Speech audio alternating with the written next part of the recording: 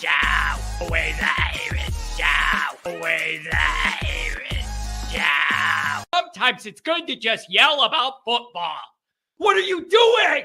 Don't do this to me, Harry! The Ohio State. It's Ohio State! What do you mean, the? It's a poison. I almost stroked out and died over it. I'm glad to be at the party. I'm mad we're this late. You ain't a captain of nothing but a sinking ship. That helps the defense without them even doing a damn thing. Doing a damn thing. The call-in line. 312-988-15. You tell Johnny all you've heard and seen. Oh, Irish. Oh, Irish. Oh, Irish. Oh, Irish. Irish. Yeah, that's right. Oh, Irish. Oh, Irish. Oh, Irish. Oh, Irish. Irish. Yeah, that's right. That's right. Welcome back, everybody, to a free forum Freeman Friday edition of the Always Irish Morning Show. I'm surprised I got that out without messing it up. Happy to be here. Happy to have you all here. I'm listen, you guys. We're getting to the point where not just us, but all these fan bases are getting wound tight. It happens every year this time of the year. Every fan base has questions, and there's no damn answers to them yet. Camp's just like out of view, getting into August, still a little too far away. Every fan base is getting wound a little tight. Whatever questions they have about their program, nobody has any answers to, and it's working them all up, myself included, us included.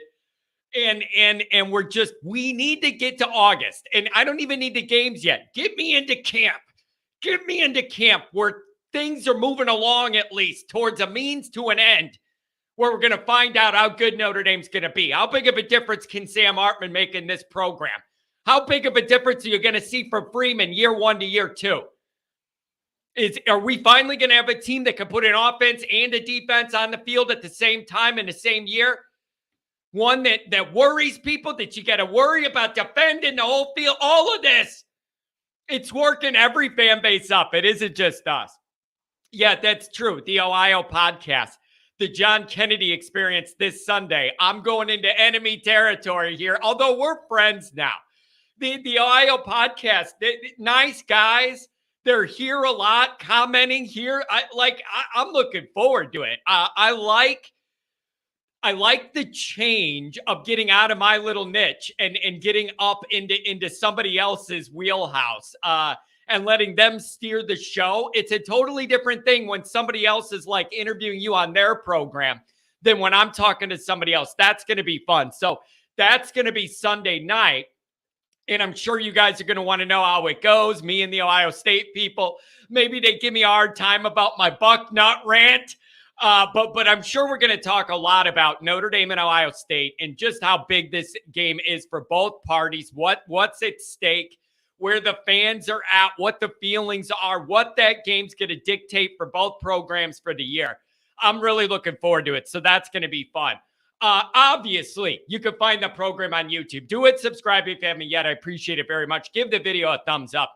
Notifications on. That way you're alerted every time a new episode drops. You don't want to miss it. Twitter, search for Always Irish Rat. Always Irish Inc. Emails, alwaysirishandy@gmail.com. Audio only anywhere you want me. You can give me the call-in lines. 312-988-15. Open forum Friday. We have different things to talk about. The chat is... You guys are getting in my brain. Since I've been back from vacation, a lot of the topics, like the directions I kind of had my bullet point notes on that I wanted to go down, I come in here and log in, and I see a lot of those bullet points you guys are already talking about in the chat.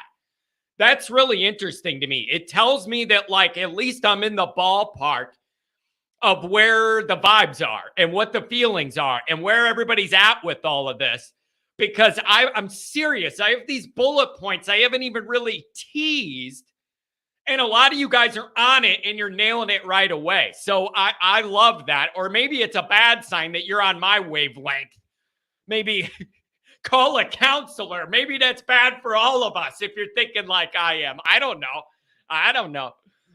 But I do like that. It tells me I'm hitting on something and I'm in the right ballpark of where your guys' minds are, where your worries are, where your excitements are, the things you're thinking about in the dog days of summer. All right. We just got to get over that 4th of July hump. And then we're off to the races. So Fighting Irish Wire, we're talking about a Notre Dame fix. Every day you need one, type it in your computer box and information comes out about Notre Dame and you read it and you're informed and you have an opinion and you know what's going on with the squad. Okay. 312-900-8815. Call and tell Johnny all you've heard and seen. All right. Open phone lines. It's just weird. There's no games. Like it's just a low period of the year. If anybody has anything on their mind with pretty much anything with Notre Dame college football, call it in and get it off your chest. That when we get into the season, these call-ins are going to be super specific. A pregame show about that show, a postgame show about what just happened. It's a little more specific. Now is the time for you to branch out and kind of go into something. And I could give you more time, like we're in the summer. So that's what I want this to be. The Notre Dame Counseling Hotline. Just talk it out. Just talk it out. All right? So feel free to call in with anything you want to cover today or any other day for that matter for the rest of the summer. All right? And also, don't forget, this is lining up beautiful. You got 4th of July, which is always my beginning of light at the end of the college football tunnel. You're seeing it coming. And then the next week, a few days later, July 9th, Sam Hartman's first public autograph NIL signing at Forever Young Sports Cards in Crown Point, Indiana Jones. Sponsored by yours truly. We're going to have a great day. It's going to be fun. Come play some bags. Come talk to John. Come meet Hartman. Get an autograph for yourself. Get an autograph for your kid. Welcome him to town. Wish him good luck for his last year of college ball here at Notre Dame in South Bend. It's going to be beautiful. Visit foreveryoungsportscards.com for further details and most importantly, your ticket information. Now, I've had a few people email me with questions about the event and asking one more detail or whatever. Beautiful. Feel free. All right. Feel free to do that. Email me if you have a question or something and you, whatever. I'm happy to be a liaison between Forever Young Sports Cards and my people. Feel free. Some folks have done that and asked some details. Oh, that's beautiful. Email me. Happy to help. Okay. Any way I can. All right. So here's what I'm going to do. A little bit of breaking news. And not really breaking news, but just updates on a couple Notre Dame guys. And then these chats are good. Like, I'm sorry, you got the chats are good. You guys are bringing up good stuff. A couple people are respectfully going back and forth with. That's what I envisioned this show being many, many years ago. We're finally getting there. 5, 6, 7 years ago. This is what I envision. Having a call-in show, be in the place where people can yell, vent, rant, be happy, whatever, all together. Some debate where we all love Notre Dame but disagree how to get us to the finish line. All of this back and forth, this big interaction, this ecosystem you guys have created with this show. That was my vision from the beginning. It just takes time to build a following and have loyal people and offer the right things but this is what I envision, and this is turning into what I wanted the call-in show to be in my mind. And when we get into the season, it's going to be hopping. I can't wait for those post games. Everybody's going to be hot, whether it's good or bad. I can't wait. All right. Little bit of breaking news. Yeah, I see that ticketing information. We're going to talk about that. It's interesting what's going on there. Notre Dame playing games with the ticket situation a little bit. I don't think they're able to move those overpriced season ticket packages the way they thought they were. I don't think they can, and they're starting to realize that. It's weird how that goes, ain't it? All right, let's get into the good news here. Here's the first thing. I think it was announced J.D. Price is going to be ready for camp, 100% ready to go. That came out earlier this week. Now, That was a big question leaving blue and gold and spring ball that he didn't participate is what is that rehab like? What are we working with there? So apparently he's going to be 100% ready for camp. I understand that, but that's not the big question. It's one of the big questions. It's the first question. One is obviously it's great that he's going to be 100% ready for camp, but the biggest question is, did he lose that burst that he had before the injury? And it's like number one priority, the guy's healthy and he can walk around and all that. Okay, beautiful. I love that. But that's my big question is, did he lose that burst that I saw in that blue and gold game 2 years ago? Not this blue and gold game, in that monsoon of winter slush, whatever you want to call it. The one before that. The guy's burst was unbelievable. So I'm glad that injury's healed, but I want to see if that burst is back.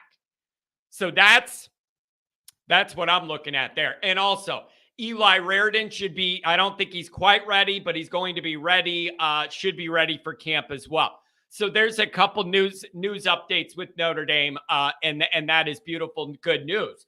And you know what? Here's some other news that is in the news. Well, I'm looking at that. What do you guys make of that Titanic submarine thing? What a freaking nightmare. $250,000 to go down in a cramped little submersible with a couple people. $250,000. They're controlling it with a joystick from a video game. What's going on? And the thing imploded. I can't believe it. And there's some humanity, like some humanistic irony there too. Going down there to the bottom of the ocean to the Titanic, all those souls are lost, and now you join them trying to explore it. Like there's some existential humanity stuff going on there. That is a bad deal. That's a bad deal. James Cameron did it 30 times. I mean, he did it with better equipment, apparently. I heard this submersible had issues. They had issues with maintenance and upkeep and everything else, and it's still $250,000 to go down there. And the only seat was the toilet, I heard. Unbelievable. What a rough story. Rough story. So that's in the news. God bless those people. That's rough. Oh, man. All right. Let's get into some chats. Let's see what we got and who we got. Andrew Gilmore with his morning thoughts. Got to get him out. I love it. What are we talking about here? Last year, Texas hired former TCU coach Patterson as an analyst. His one job is to put together the D game plan for the Bama game. It was perfect. If Ewers doesn't get hurt, they would have won. Look at this. I like this. I like this a lot. ND should get David Shaw to do the same thing against OSU, but offensive game plan. He didn't forget how to coach. Early signing day in December killed his career at Stanford. Admissions got in the way. Yeah, if you want to talk about one place that actually probably has stricter admission standards than Notre Dame, that would be it. And you know my thoughts on the smirk when he's on the other sideline. Might not be as bad if he's on our side. Might not be as bad if he's on our side. If we're going to beat OSU, it needs to be a perfect game plan. When Moorhead was OC at Oregon, he engineered an upset with very similar offense to what ND runs. Pull out all stops, no regrets. Here's where I want to go with that. I felt like last year, obviously the defense played pretty well. And I believe, correct me if I'm wrong, I mean, I think Notre Dame held them down to like their lowest offensive output of the entire year. And it was week one and whatever. And, you know, week one's weird and you don't quite know what you're going to get from who and everything like that. That wasn't really the biggest issue. I felt that Notre Dame's offense was so conservative. It almost didn't even give us a chance to do what we were going to need to do to beat Ohio State at their place. Like, you could tell they wanted to protect Buckner in that environment so much.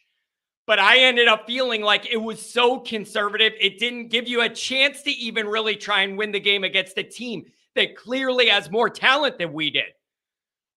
And so, like, there's a balance there. You can't get too ballsy and wild with what you're doing. That's how you're down 21-0 with 2 pick sixes or something. early against an Ohio State type team in that environment last year. But you got to take some chances, I think, when you're in that environment and you're playing a team that has more talent and more established talent and all of that. And so I felt it was too conservative on offense last year, that it prohibited us from putting us in a good position.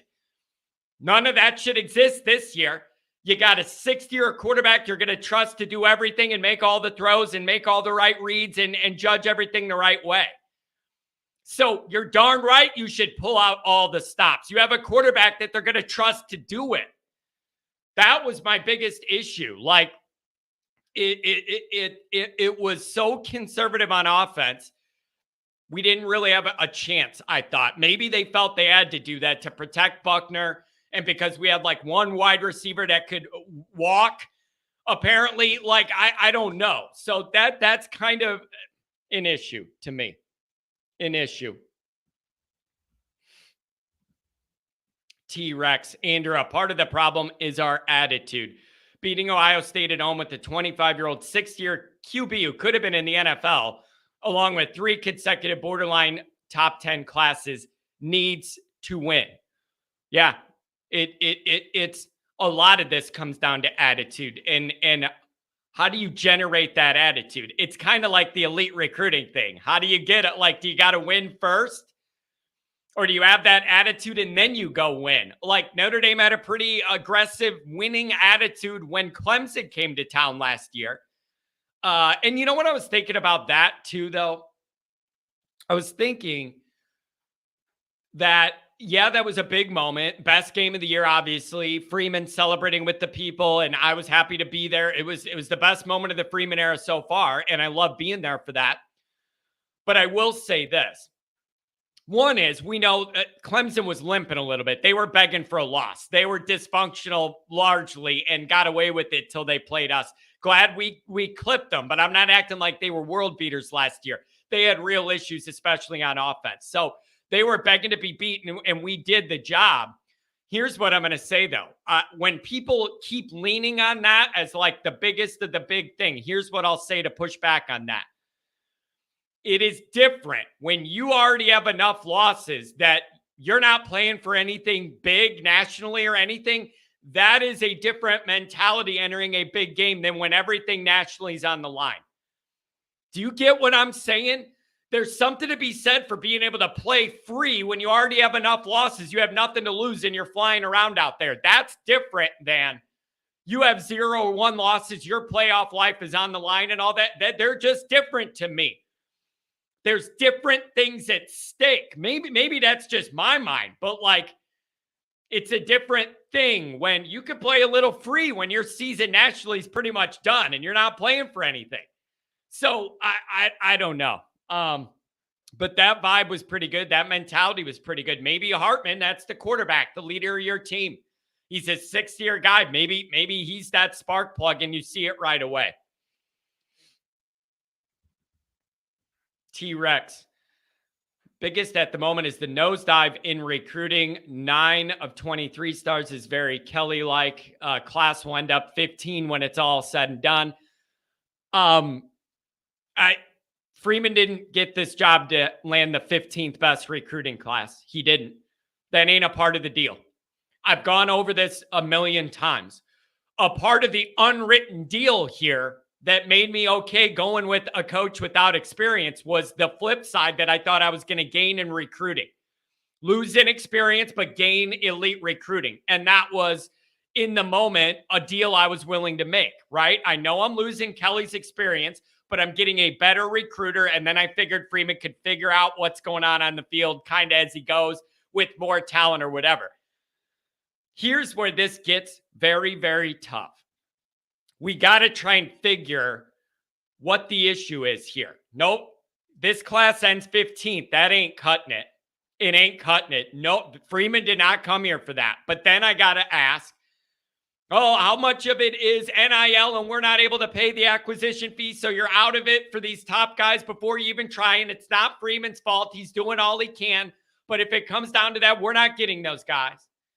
How much of it is that? which I don't know how Notre Dame fixes, quite frankly. I don't know how you fix, like, for Freeman. Notre Dame could fix that by opening things up and being more modern about it. But I don't know how much of it's that versus something that is more fixable, such as there's a couple guys in the staff that aren't recruiting their groups good enough. And maybe after this year, you got to get rid of them and get somebody in there that can recruit. Like, that is a much easier problem to identify and fix than how is Freeman expected to land 5-star guys when they all expect a bunch of money up front and we're not doing that. And they're not interested in 4 for 40 because they want 3 and then the NFL. So your 4 for 40 ain't working on a 5-star. It ain't. Different mentality, you guys. Different mentality. Those 5-stars are thinking about being in the NFL in 3 years, not having a law degree. That it's a different mentality. So the 4 for 40 isn't working on a guy who thinks he's an alpha and wants 3 years of balling out and going to the draft. Sorry, 4 for 40 doesn't do a damn thing for that guy. And he's not going to work hard for 3 and then leave and not get the degree in the classroom. That makes no sense. So that's where I'm trying to figure out. If this class isn't in the top 10, I'd say people are going to have some big questions. And it's going to be, do you need to change the staff? Does Freeman need to redirect his energy? But Freeman did not get this job to land the 15th best recruiting class. Not interested, bro. I'm not interested in that at all. It can't be that. That was a part of the deal that was supposed to come with him. Now, I understand life got a lot harder. Life got a lot harder. Recruiting at Notre Dame got a lot harder the last couple of years with the pay-for-play stuff and what these 5-stars expect and want versus what Notre Dame's willing to give them and offer them. I understand that's a big challenge, and it really upsets me.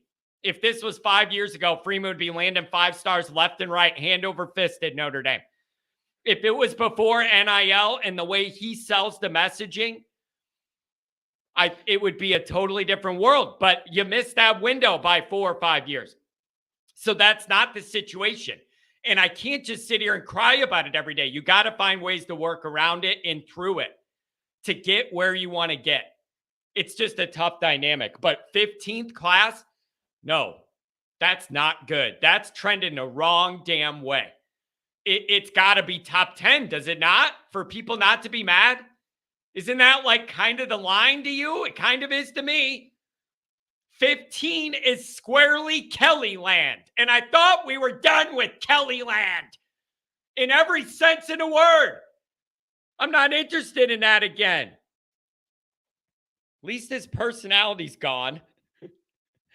Oh, man. Andrew says, T-Rex, I think ND needs to pull out all the stops, try and win that game. Parker's a first-year OC who needs to focus on developing a lot of inexperienced skill guys.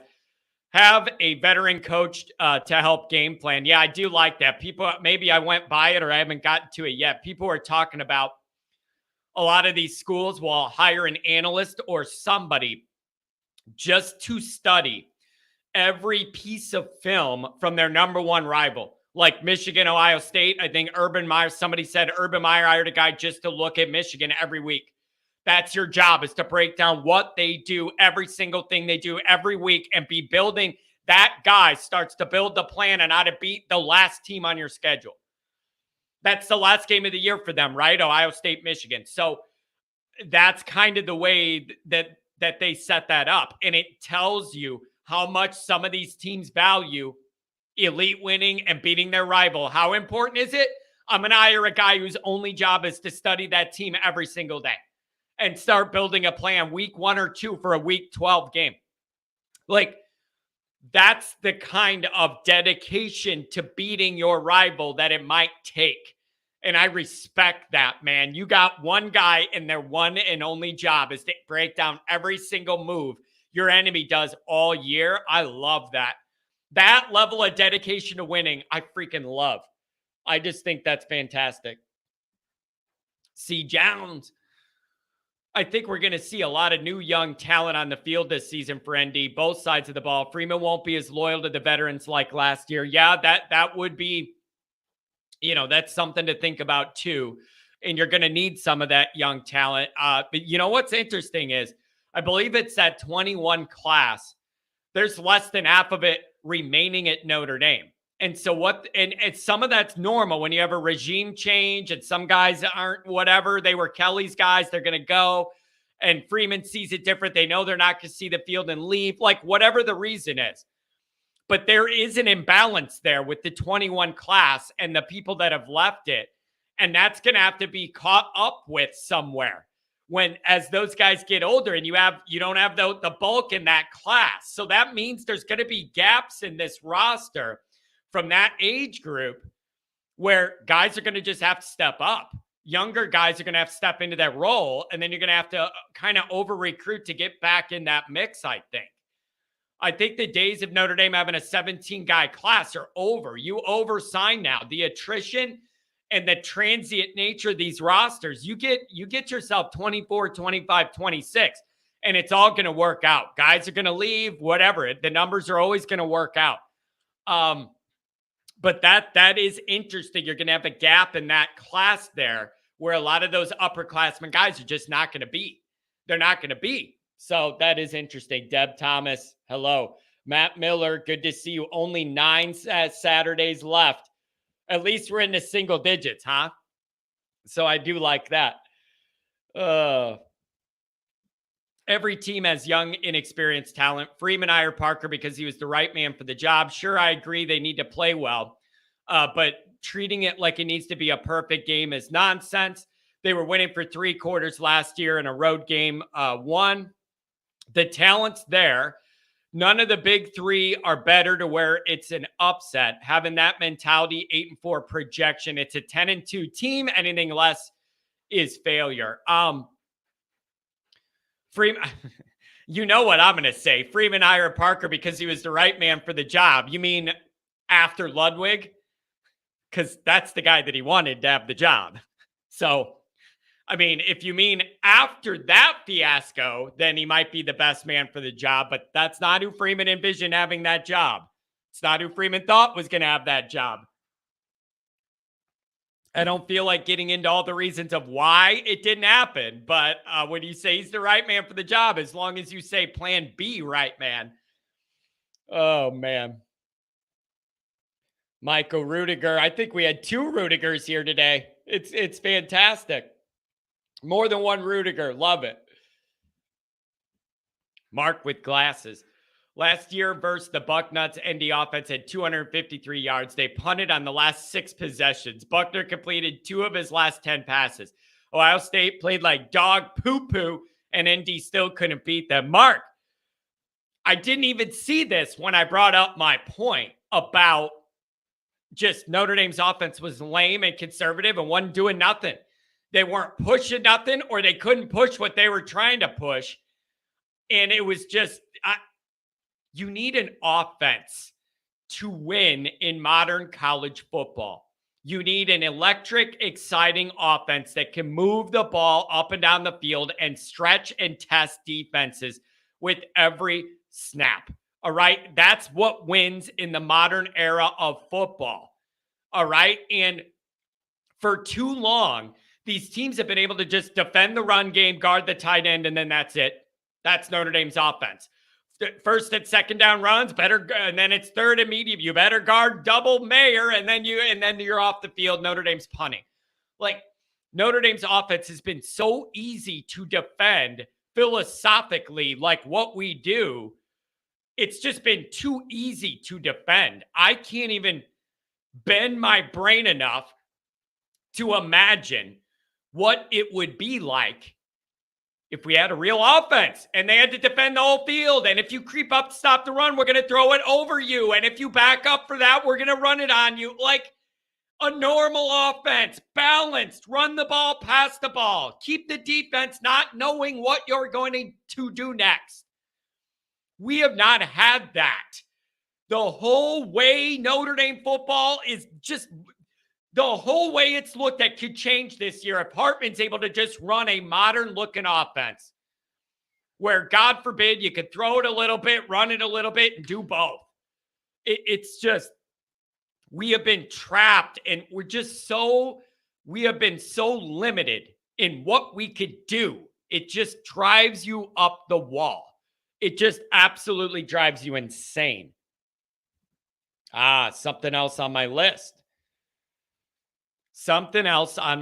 Matt Miller here. Anybody else see Freeman on the Pivot podcast? I can't help but like the guy. So genuine. Can't wait to see how much he's growing as the head ball coach over the offseason. Very excited to kick it up. Yeah, I've asked that question as well. You always hear about the improvements teams make from week 1 to week 2 and all that. I also want to know what you can expect. I don't even know how you would quantify it other than wins and losses. But I would like to know how much better Freeman's going to be at navigating everything in the season, second year compared to first. The first year, I'd imagine, he has advice, and he's been around some winning coaches to know what it looks like. But until you're in that seat and you have to make those decisions on where to dictate your time and your energy and your effort, it's just a different thing. In game, you talk about a young quarterback, the game's moving fast, right? Their clock's sped up because they don't have the experience. I wonder how much of that feeds into coaching, where the game slows down for you and it feels like you have more time to figure out what you want to do and all that. So I'm very interested to see that year 1 to year 2 improvement from Freeman. Also, I watched this podcast. You guys are great. That's on my notes as well. I watched this podcast too, and I just came away reaffirming my initial read on Freeman. The guy's just so damn genuine. He is so real, so down to earth, so genuine, so thoughtful, so respectful, so insightful. The way he delivers, everything about the guy comes off so genuine. It's just not football-y. It's like just not the typical college football coach's delivery or attitude or demeanor, and I love it. It's a great fit for Notre Dame. However, nobody's going to care how great the guy's personality is and that he has a boatload of cool kids at home that he loves and he's nice and everything out there. You land the 15th best recruiting class and lose the big 3 games. Nobody's going to care. Like, I will care as a person that he's a good person. But he's here not to be Mr. Nice Guy and Mr. Media. You got to win these football games. Like, that's what's going to happen, though. As much as I love your personality and all that, you get the 15th best recruiting class instead of 5th, and then you lose 3 games next year. The shine of that personality is going to wear off real quick. Like, I'm sorry. I'm sorry if that sounds shallow or whatever. But ultimately, they didn't hire the guy to be a great media presence that we all like, and he feels like one of our buddies after we beat Clemson on the field. He's got to start landing top 10 recruiting classes every year, and then you got to be 10-2 or better every year this year on, or something's wrong. And that shine's going to wear off quick. Telling you. So I love everything on the Pivot podcast, but it's like nobody. If you lose to Ohio State, nobody's going to be on the postgame show going, yeah, but he's a nice guy. Like, I guess that's my point, you guys. That is all great to have wrapped into elite winning and elite recruiting. It's just nobody's going to care how nice of a guy you are if you don't start turning the page here. Pat, good to see you. Good to see you. What do we got here from the Domer guy? I'm currently trying to talk myself out of spending $500 on a ticket for OSU. I don't know if I could do it. I want to wear the green, man. Well, here's what I say, Domer guy. If it's not your last 500, then go for it. Treat yourself. Like, I don't know your finances. If you have the money and you can afford it, then go for it and do your thing and be there. However, if you can't pay the mortgage next month, I advise you to hold on to that 500. So I can't give you that level of that detailed of advice. I can't do it. Mikey pulls my security guard for Central Michigan game. Happy Friday, John. I think the ND admin needs to change their NIL narrative. Say that they fairly compensate players for the hard work on the field, in the classroom, and in the community. This has been one of my big arguments. You're nailing it. It's been one of my big arguments. Is when I see a tweet and it pulls up, top 10 NIL schools or whatever. Notre Dame's usually in the top 10, not at the top, but they're in the top 10. And that doesn't line up to what you hear. That doesn't line up with the public narrative, the social media narrative. What happened with our recruiting class last year? Like, you can tell me Notre Dame's in the top 10 or whatever, but whatever they're doing isn't enough to get over the hump where we need it, is the issue. But I feel this in me from a whole lifetime of being a Notre Dame guy, knowing how Notre Dame operates, knowing how Notre Dame views itself at the top levels. I'm telling you what's going on here. The people in charge, by the way, that's above the head coach and it's above the AD. The people in charge of this at the highest level at Notre Dame, I know how they think. They think they're literally, you hear the why don't people like Notre Dame? It's because of their holier than thou attitude. That's what this is. It's never been like the answer to this is so easy. That's what it is. No, they literally do have a we are holier than thou attitude. And the people in charge believe publicizing NIL is a bad look and it diminishes the whole academic thing at Notre Dame. They think that's how it looks. It doesn't matter that it's legal and that everybody else is doing it and stretching the rule. It ain't like that. I'm telling you, I know how this group thinks. They think it is below them to let it be known that guys that play football, you're also making money. It doesn't matter that it's legal. Those that make the decisions are clutching their rosaries in the top of the Golden Dome, and they think it's below them to publicize that our guys are doing well in that area. They think it diminishes the whole operation, not just sports, but the whole degree for everybody. They are resisting that visual. They're resisting that visual. I'm telling you, that's what's going on. I know how these people think. They think that is below them. And even though it's legal, it makes them feel like it's dirty or they're lowering the standard. I'm telling you, that's what's going on. Believe me. Telling you that's what's going on. And I don't know how you solve that because that group isn't going anywhere.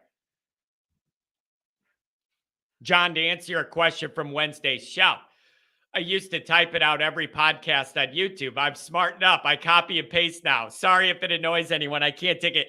Thank you for answering that question. I noticed it's the same message, and I was hoping you didn't have to get in here and type it every week or every show.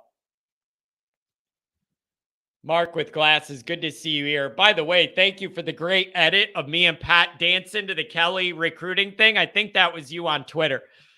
I appreciate it. I'm putting all my eggs in the beating Ohio State basket. That's the measuring stick of the year. At home, in green, at night. Losing that game would be catastrophic to the program's momentum. It's hard not to agree with that. Number one is, I'm going to keep saying it, and I'm never going to stop keep saying it. First things first is you got to win all your games till you get to Ohio State. Like, we're getting to if we lose to Ohio State, that's going to do this and this and this and cascade into this and this and this. The real nightmare is if you drop a game you shouldn't drop leading up to Ohio State. So we have to mention that as a baseline for I keep saying it, for any of the buildup of Ohio State to feel the way we want it to feel, for what to be on the line that we want to be on the line for that, you got to be undefeated. So that's number one. Here's the other thing. At home, in green, at night, you have all of those home advantages. But here's the bigger one to me. Maybe not bigger, but here's the biggest difference between Ohio State and Notre Dame last year and Ohio State and Notre Dame this year. The biggest difference is they have the young, inexperienced quarterback going into a hostile night home environment of another opponent. And on our side, you have a sixth-year guy that's seen it all, done it all, been around the block. theoretically shouldn't get rattled by the moment, like knows what to do. That should be a big advantage for Notre Dame. And if it's not, then you got real problems. Like if you can't go in there and have a really good offense going with the sixth-year guy that's been around the block, and that's why you brought him into Notre Dame, was for moments in games like this. And if you lose to a year one quarterback and your guy's on year 6, man, that's a bad look. Like practically win and lose the game is a big deal, but what that represents to me really hits me the wrong way. Like, if you can't beat Ohio State when they have a year one quarterback, when do you think you can? You add in the 1 year, the first time in this environment for their guy in green at our place at night, all of that stuff. If you can't clip them, then, man, you're behind. It's just, man, you're behind, closing the gap, all of that. You're so far behind. So for me, that's a bad look. You don't bring Sam Hartman in on a 6th year to lose to a year one quarterback. Now, I realize that there's more players out there than just the quarterback and all that. I get all that. But just on the surface, you don't bring that guy in here to lose a game like that. You don't. You just don't. Mikey, brag about being a refreshing change to the old ways of college football. Say how they're happy to pay the players as long as they meet the highest standards of what a student athlete should be. Yeah, that's the other thing. You could do a lot of this NIL stuff, a lot more public, generate a lot more everything for your guys, and do it the right way. Tie it into community service stuff. Like, there's a bunch of ways you could do this where everybody benefits. Nobody feels like we're sacrificing our values. The community could benefit. Local businesses could benefit. All of that. Like, you don't have to be that creative to figure that out. There are avenues there. And so I would like to see Notre Dame get more into that. Look at that. Mark, I agree. 100%. The biggest game for our program in 30 years. Easy. Look at this buildup, you guys. We're not even to the 4th of July yet, and look at this buildup. But it's just hard to say it's not that. It's really hard to, sometimes, every game can't be the biggest game of the year and all this. It's just really hard not to look at this as just this huge arrow of the year and the early Freeman era. That game is just like this huge ultimate tipping point for next year for both of those teams, and just a measuring stick of where we're at and how much we got better year 1 to year 2 of Marcus. There's always a dramatic buildup, especially on my show with everything. There's going to be a big dramatic buildup and everything. Bro, this is huge. Even the way I maybe over-emote with things, this is just so huge, man. It's just so huge. You got to have it. But it bugs me that year 1, year 6 quarterback dynamic is a big deal to me. I just think you look so, let me put it to you this way. You look so much weaker if you have the year 6 guy in Hartman and you lose to Ohio State this year at home and all that. That is a way worse loss this year than it was last year when you were in their place at night and you were playing established quarterback and everything they had going on. And we had a quarterback in there that you didn't know where he was at. You didn't know if he was going to be good. You didn't trust him to throw the ball. We had nobody to throw it to, whatever. If you lose this one, it's 100% worse look than losing that one. You just got to have it, bro. You got to have it, or this is going to get you're going to have some major questions. It's like, well, John, they could lose to Ohio State and then beat USC and people feel a lot better. Yeah, that could certainly happen. But if you lose to Ohio State, no matter how it looks, it's gonna make me wonder how you're gonna beat USC then. I'm sorry. You just gotta have this game. I don't care what it looks like. I don't care if it's ugly. I don't care about any of that. I gotta have it. You gotta figure it out. I gotta have it.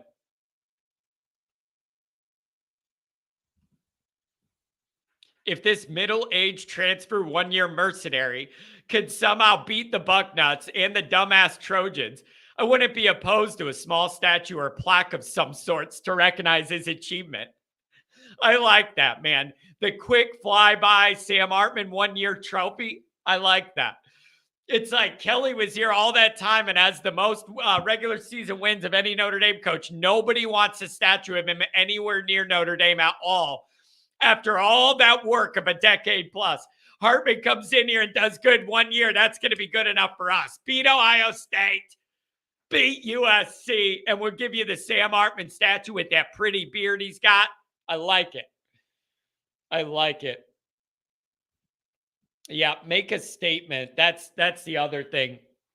You know what? Deborah Thomas, you brought up another good point. It was on my notes. It was on my notes.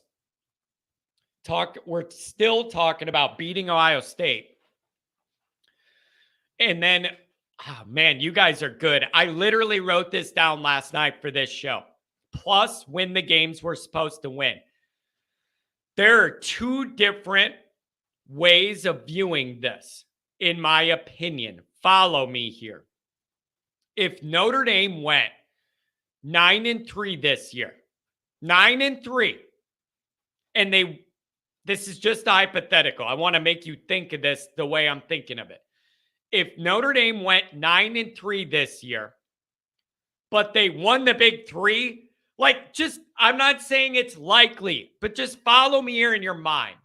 If Notre Dame went 9-3 and they won all of the Big Three games and then slept walk against like NC State or Pitt and Louisville or Duke or something, and we ended up 9-3, but we beat Ohio State, USC, and Clemson.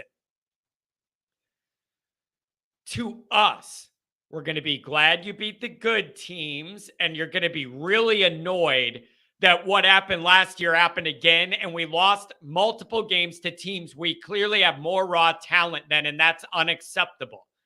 All right? So if that happened, we're going to be mad at that 9-3 record and losing to those lower level teams. However, nationally, there is still going to be a lot of value in beating those Big Three marquee games where everybody's watching. Game day is going to be a one, if not more than one of them. Like, are you getting what I'm saying? Notre Dame Duke is not must-watch TV that everybody in America that likes college football is tuning in for. All right? It ain't. And so that's why I'm saying it's different. We would be miserable 9-3 and you lose 3 dumb ones.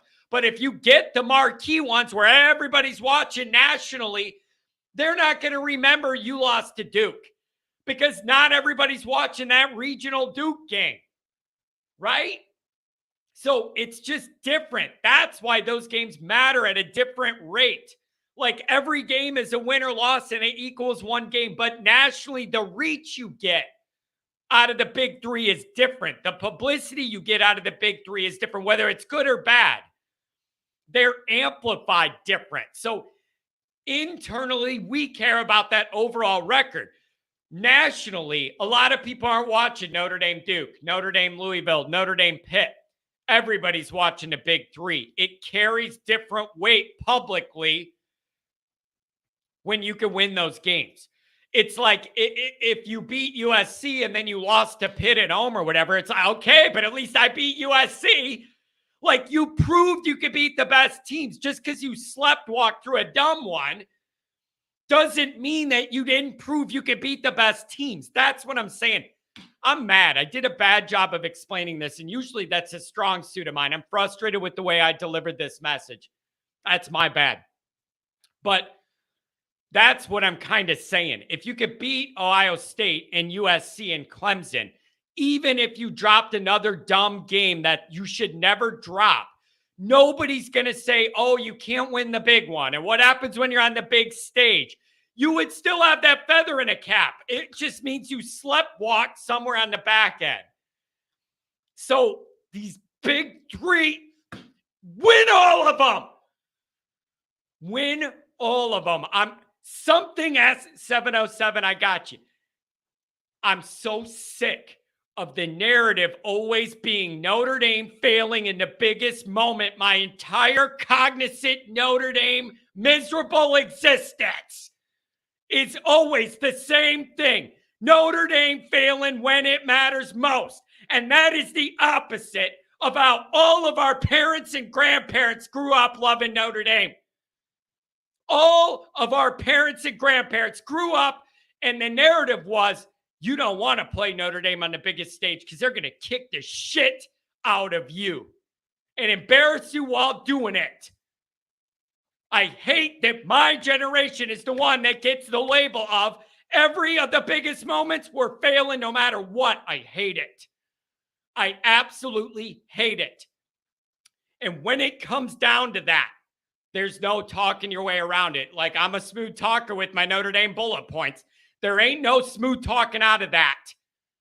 There's no disagreeing with it. The results are there on paper and in my messed up mind. Something's got to change that narrative to where people can't say that and you have no comeback because it's true. It's true. The big game bowl record, it's true. The playoff performances, it's true. As many games as Kelly won, he had one nightmare every year. As many games as Kelly won, he had one nightmare every year that was a humiliation. Kelly never had 1 year at Notre Dame where there wasn't one game where I was humiliated. Even in the years he went undefeated, there still ended up being a game where, okay, you didn't win it, but it didn't have to be an embarrassment either. I'm sick of it. And there's only one way you change that narrative, and it's winning. I sound like Lou. There's one thing we want more than anything else, and it's respect. Respect around the country. And you don't get respect by running your mouth and writing articles and podcasters pumping you up and media guys saying you're going to be good. There's only one way you get that respect, and it's winning your biggest games. That's it. That's it. There's nothing else to talk about. There's only one way you change that narrative, and it's winning one big game and then winning the other big game and then winning the other big game. The only way to eliminate the shame is to win the biggest game. That's a good line. I'm writing that one down. I like that. That's a good line. I'm giving myself credit on that one. Oh, I love rhyming so much. Kleenex and orange are the only two I can't figure out. Everything else I can rhyme. 707. Good morning, sir. Good morning, John. I was trying to get Luke the Puke to call in because I'd love to debate him. He kept saying how he owned your ass a couple of Saturday shows ago. I want him to call in so I can beat his ass. I must have not scrolled down that far to see that. That's interesting. Yeah, that'll be great. I'll see when I scroll down to that comment, I'll see what we got going. Yeah, he's gonna pussy out. Yeah, I just don't understand. You either want to be here and enjoy the show or you don't. And if you don't, I don't blame you. My style and delivery is not for everyone. My allegiance for Marcus Freeman rubs certain people the wrong way. But I don't get it. At some point, you either like the show I don't have a show to worry about, you know? So yeah. I don't give a shit. I'll talk to him. You have to be nice up to a certain level. You can get rid of guys at some point, but you're basically trying to get viewers. So I get that. So I can be the bouncer. Yeah. I want to kill that kid. I appreciate that. And it's, man, some of it comes with this, but it doesn't matter what I do. I mean, I've tried talking to some of these guys behind the scenes privately, being like, here's my dynamic. I have to run this show. You like, there's just a line, man. There's a line. Like, a little trolling is good, but when it's like over the top, then I just can't do it. And I just can't let him get away with stupidity. You know, that's the thing that gets me is I start reading that stupid chat and I see this kid making, you know, each comment is dumber than the previous, you know? Yeah. And I think, but I think that's the idea. And when he knows it bothers me or anybody else, that's what they like. Like, that's the fun part for them, is sitting there laughing at me getting worked up or whatever. I pick my spots where to blow up. But it's true. But it is funny though. It's like, dude, just call me and tell me you hate me and that my show sucks. And I would much rather do that live and get some content out of it. Don't just type it. Call me and tell me your problems with me. I'll never shy away from that. I welcome that.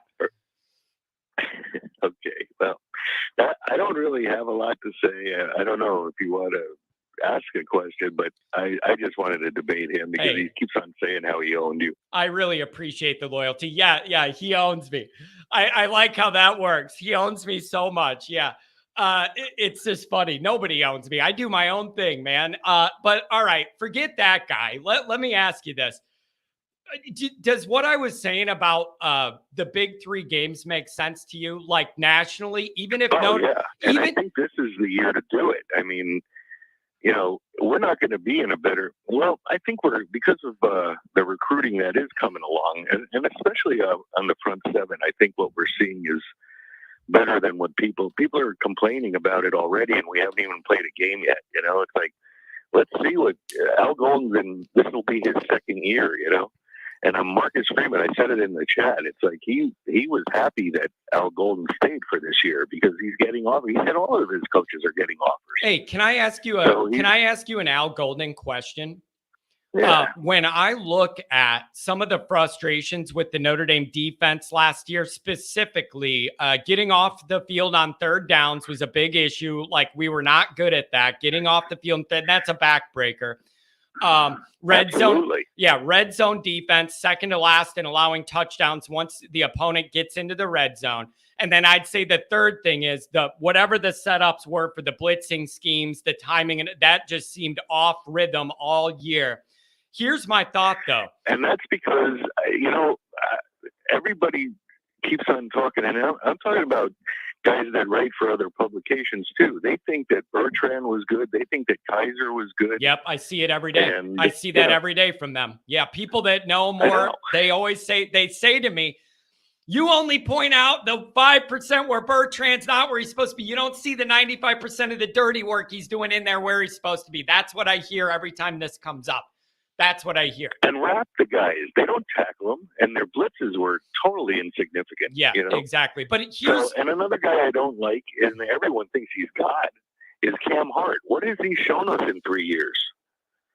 Yeah, I don't see it. I'm not seeing it. That's where you say they can't get off the field is because Cam Hart goes for the first move every time and gets beat. So, unless he's become some kind of a Superman over the summer, maybe he'll be good, but I'm not expecting anything from any of those three. And those are three key weaknesses that we have. Right? All right, let me tie this back in with the Al Golden stuff. I went over those areas we were uncharacteristically deficient in for where the level we expect Notre Dame defenses and where they've been at recently.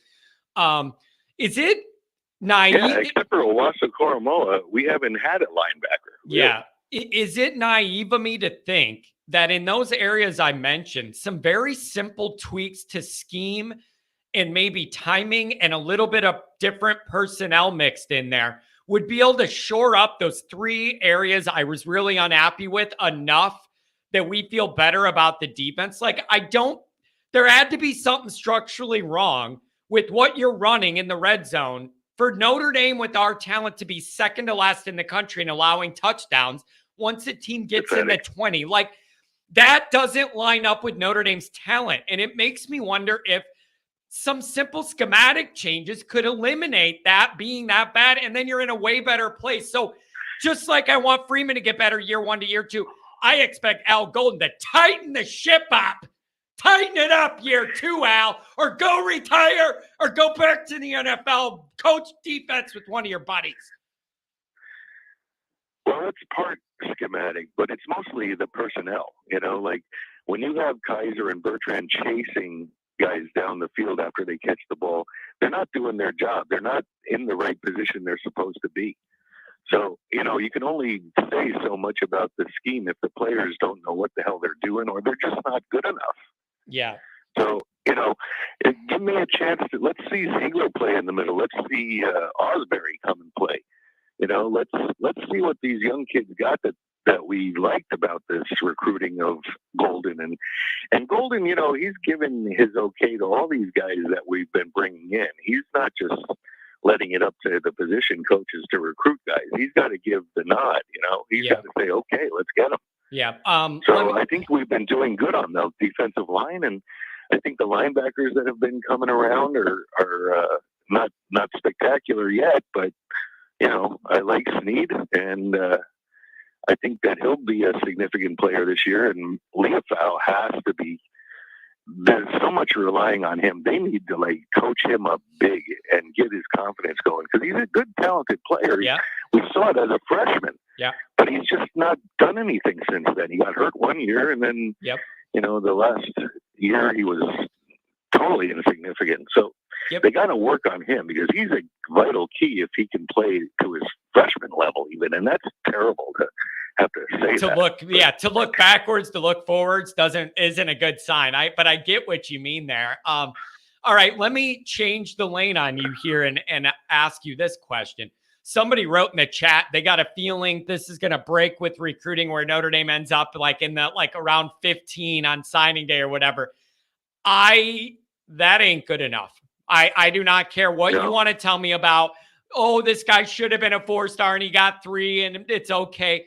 I don't care what excuse anybody wants to make. Marcus Freeman did not get this job to have Notre Dame as the 15th best recruiting class. That's not what he's here for. It was one of his biggest attributes was you're giving up experience you had with Kelly, but what you're gaining is relentless elite recruiting results, not just effort, results. If they end up around 15, it ain't good enough. And people are going to have a problem with it, and I will too. Do you agree? I agree with that. And that's one thing that Charlie Weiss did was he got us up there in the top 5, you know, at least 2 of his 5 years.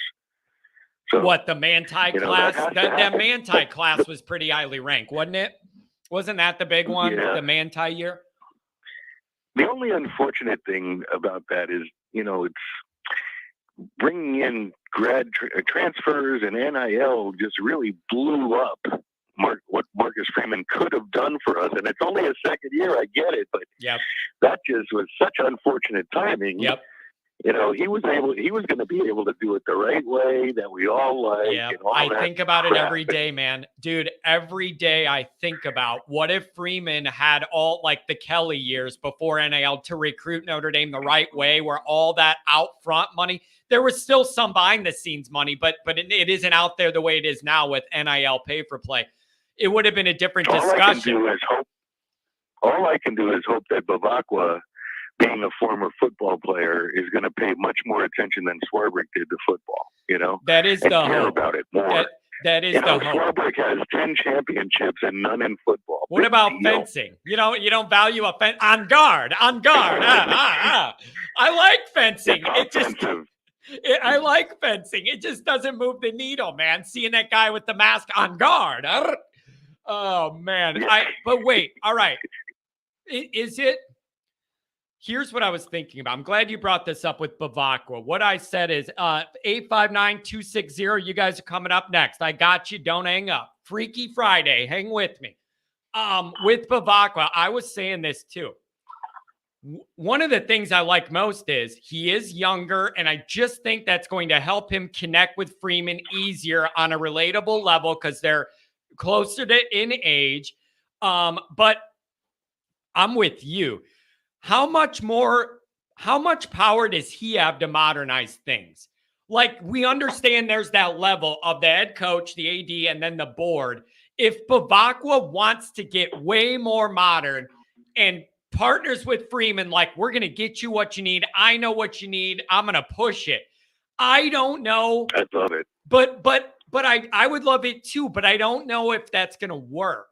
Like, my question is, do you think he could push what he needs more to the board than Jack ever could and get results? Like, either because Jack didn't push things because he didn't look at it this way, or they just would say no. Like, I just don't know how much more he could get meat off that bone depending on how much he pushes with the people they have to go to. Well, honestly, what I think I like about what he might do is be the guy that has Notre Dame join the Big Ten, because I think that's the only way Notre Dame is going to, unless they go undefeated and it's going to be 12 teams, you're not guaranteed to buy. Like, all this stuff is working against Notre Dame to go all the way, even with 12 teams. Like, we're going to see them in the playoffs almost every year with Freeman, I think. But, should be. The thing is, Swarbrick signed them up to play 5 or 6 games with the ACC, who no other division respects or conference respects but ACC at this point. They had Trevor Lawrence and Dexter Williams, or not Dexter Williams, Dexter Lawrence. For those years they were at the top. But I think they're going to be better this year. But it's only Clemson. Like, Florida State maybe, Miami maybe. Yeah. But Notre Dame's 5 games. I mean, are they playing either team this year? I don't think so. So for Swarbrick to join that and not get a conference championship chance at it, that was terrible. Like, what are you doing to the football program? Why did you do that? Yeah. It was just stupid. We're going to see. So, I don't know, man. I don't want to have too high of hopes of, like, okay, Jack's gone, this younger, more modern guy coming from a different part of life, the media, TV stuff. I just don't know how much more he could get done, even if he wanted to, because I don't know how that works at the top. And I also get conflicting information at times of how hard Swarbrick pushed or didn't push what the football program wanted or needed on different things. I just don't know that. But I think with Bavakwa comes opportunity to maybe change some things at higher level. And here's the one thing I do like about this.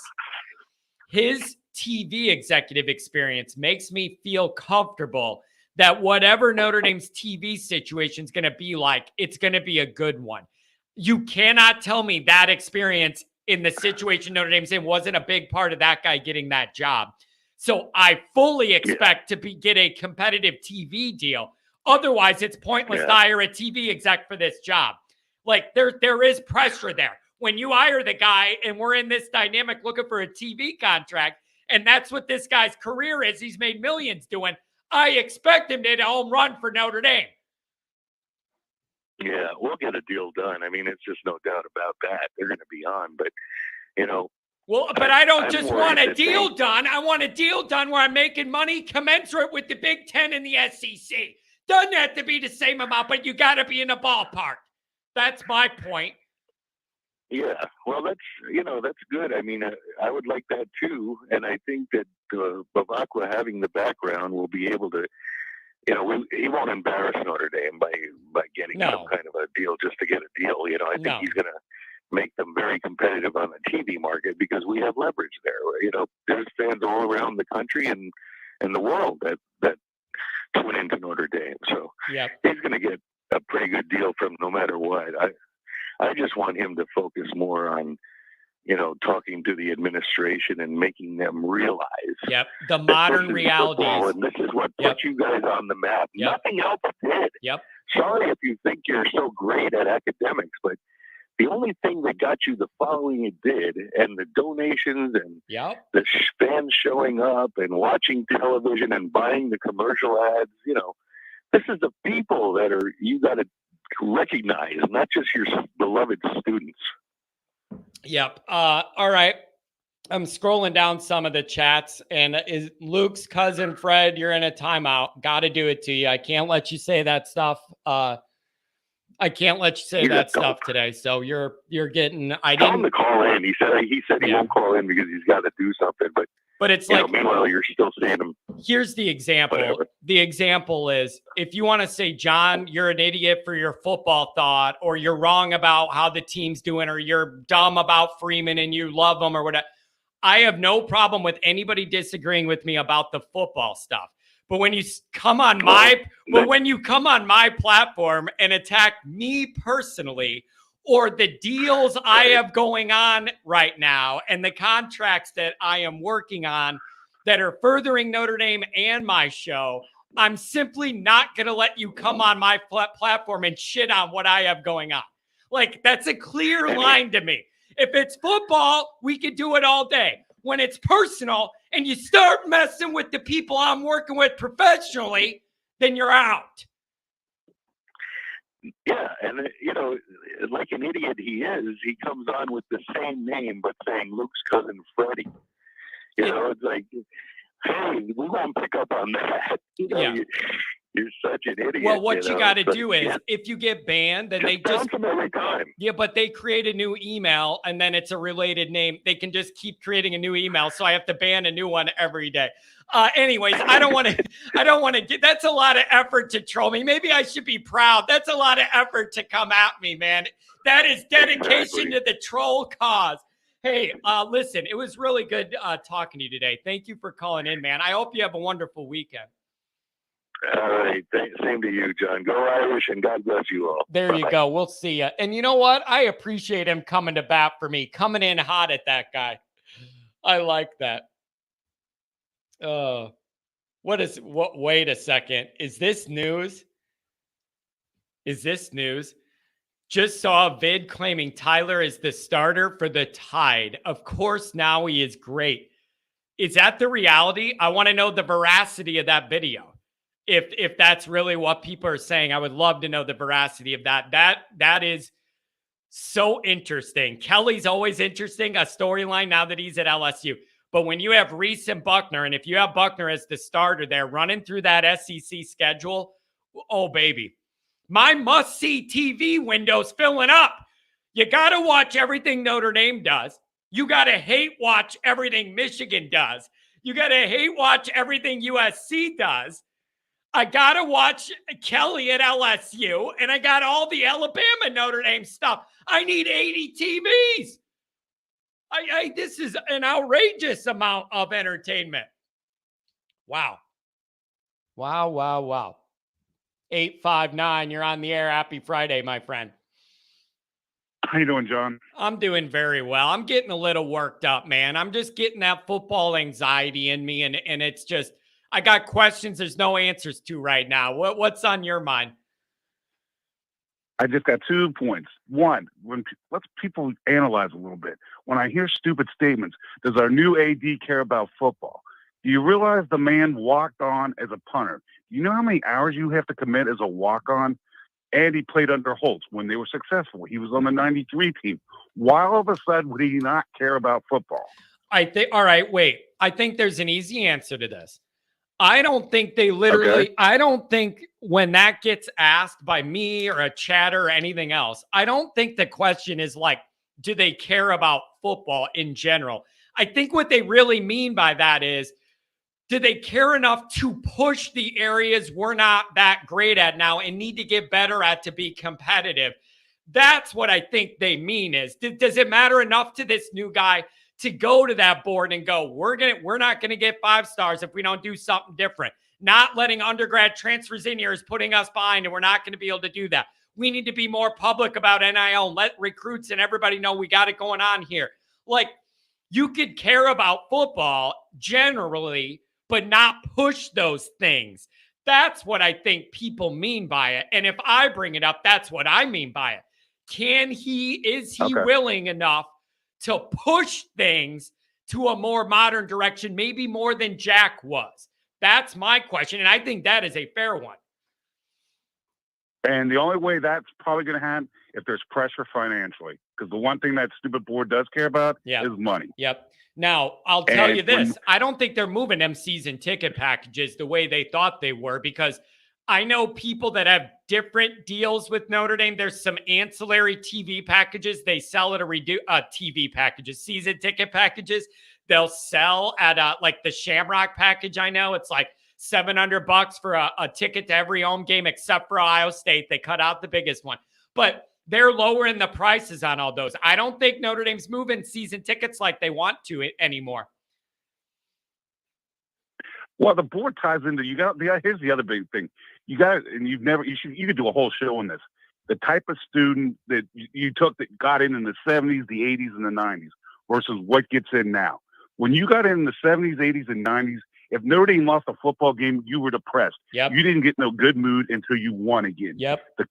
The kids are taking in now, and by the way, they don't need more applications because they get roughly 12 to 15,000 a year, and they only take 2,000. And I didn't know this until recently, they have recruiting weekends for students. So they recruit you like you were a football player or a basketball player. So they don't give a damn about, they don't need more applications. They're just trying to beat the elite Ivy League schools because that board wants us to become the Ivy League of the Midwest. That's the problem. And I don't know if we can ever overcome that. Yeah. And well, here's the issue I have with this. This is a huge philosophical contradiction I have right now is you can't tell the fans in every press conference, in every media you do, our goal is championship at Notre Dame football. Like they always say the messaging. R. Kelly talked about our goal. Jack, our goal is championship football at Notre Dame is our goal. My problem is you don't get to say that and have that be your mission statement, but you refuse to do the things it takes to get that result and make it feasible. That is a big philosophical contradiction I have with these people. You don't get to say championship is what we're going for and charge championship prices and never, ever put anything else together to get you there. You can't do that.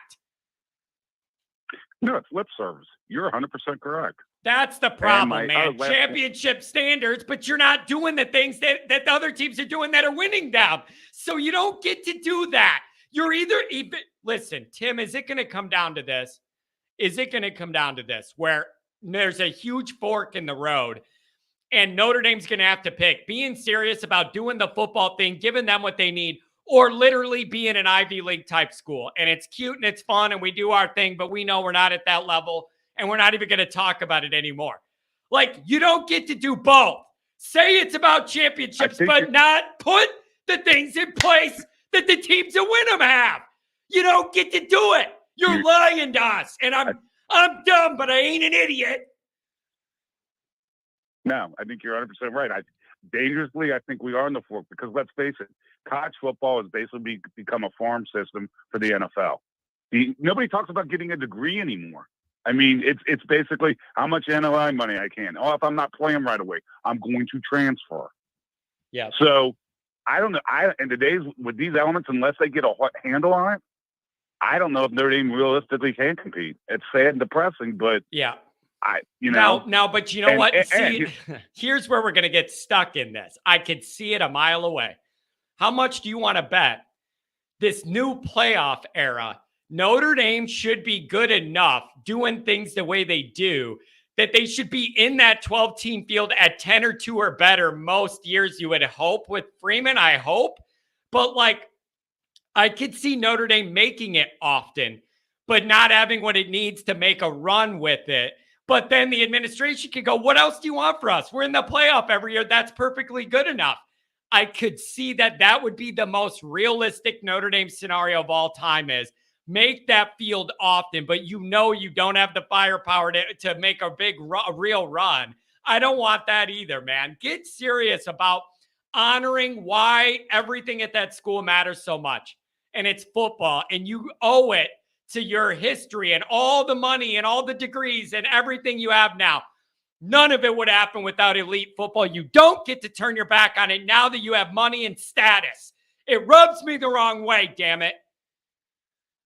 You're 100% right. And I think why do you think they look the other way on that? Because money, like you said, you're all fired up about playing a home game. No, the hell with that first home game. That doesn't, we're going to be playing a low-level team, and that's the first round of the playoffs. You're going to have to win 4 games to win it all. The key is to win it all. That's another thing you raised the other day. I didn't get in. Oh, yes, it's going to be a hell of a lot tougher to win it now. Now you only have to win 2 versus 4 games when you factor in the injuries and just fatigue. Yep. I mean, it's depressing unless the only way I've told you this before, the only way I can see us being able to finally get it done is we have like a Trevor Lawrence. We need a quarterback that is the elite, that's the number 1 pick. If we somehow find one of those and develop it, then we have an outside shot. Man, it's weird that it's weird you bring that up. I was thinking about that as well. I was sitting there thinking, what would it really take for Notre Dame to make a deep playoff run in this modern format? Obviously, you need depth, and you got to have that to make that gauntlet of an extra month of games. They're going to get beat up. You need good depth. But I agree with you. The way Notre Dame's going to make that a reality of maybe doing it is a quarterback that changes the dynamic. And he is that guy, and he puts the team on his back, does what he has to do to make those plays in the most critical moments. You know, they always say that most football games come down to like 2, 3, or 4 very, very key shifts in momentum and a play that like a guy that is the guy making that play for you, and you know he could do it, and he calmly does it and delivers. Like Joe Cool out there, man. You got to have that guy. And Notre Dame's not going to have the 5-star loaded roster like these other teams, but the quarterback's the most important position. So if you get that guy right, it can make up for some of that other stuff that isn't the elite of the elite of the elite. Most important individual position in sports, and Notre Dame hasn't had one that I loved in a long time.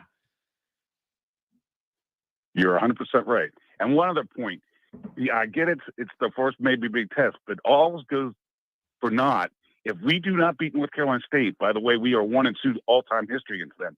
So let's just take a chill pill. Let's get to 3-0, because I honestly, you're gonna probably lose your mind. But it would not shock me, because of the long flight and coming in from Ireland, is that we're in a tight game at halftime with that Division II school. Oh, I don't think we blew them off the field. Man, I'm telling you, if you would have told me, hey, if you want to tell me, you know, NC State's going to be a grindy, tough, hot afternoon game in the Carolinas, I could get down with you with that. But then when you start talking about the Tennessee State one, then that starts feeling like South Florida-ish to me, does it not? Yeah. You know they're going to have speed. They're going to have some athletes. Yep. So the assistants will sit there and say, we should. I'm not saying that's going to be a long year if we don't pull them out. But I have a feeling they're going to, because it's their Super Bowl 10 times over. Yep. It really is. It truly is. Am I fine? Good. Yep. Nope. You're right about that. And I did an episode about that. I forget when, maybe before vacation, where I was highlighting sometimes we forget when we're fans, we're looking at a schedule and it's like you have your marquee games and then these games at the bottom that don't excite you. They may not excite us, but for the bottom of our schedule, they all look at us like the Super Bowl. Their chance to be on the main stage, beat Notre Dame, get on TV, get attention. Like, you cannot sleepwalk. And my final point, and it must be an age thing, but if you ask anybody over the age of 40 or 45, what is the one team you have to beat on the schedule, especially if you went there? I don't want to hear Ohio State. That's not the marquee game. It's, you know it, now I know who it is. And if he starts 0-2 or he starts his career and goes like 0-5, there's going to be a lot of heat. He will be unemployed. I don't give a damn if he does beat Ohio State. He has to win one game on that schedule, or there's going to be some backlash. Yeah, and the other thing is, too, I've been thinking about this. What the Ohio State game, like, are they connected or separate to you? Like, a part of me thinks if you're going to lose to Ohio State and you have a 6-year guy against their 1-year guy as quarterback and you're going to lose to them, why should I have faith that you could beat USC then in a few weeks?